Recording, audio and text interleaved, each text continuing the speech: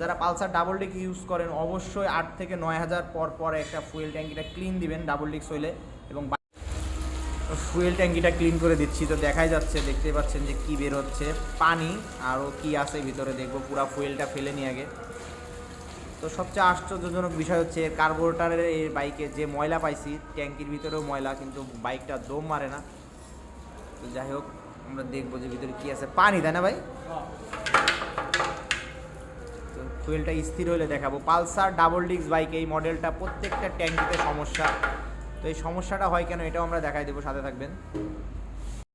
এইখানে হচ্ছে মেন সমস্যা, এই দেখেন এই ট্যাঙ্কির এই জায়গাটায় দেখেন ময়লা, দেখেন জাম, এই জায়গা দিয়ে ভিতরে পাইপের ভিতর দিয়ে মেন হচ্ছে এই জায়গা দিয়ে পানিটা বের হয়। যখনই এই জায়গাটায় জাম থাকবে, ট্যাঙ্কির লকের সাইডে যে পানিটা জমে এখান থেকে বেরোতে পারবে না, আর সরাসরি আপনার এই ট্যাঙ্কির ভিতরে যাবে, পাইপের ভিতরে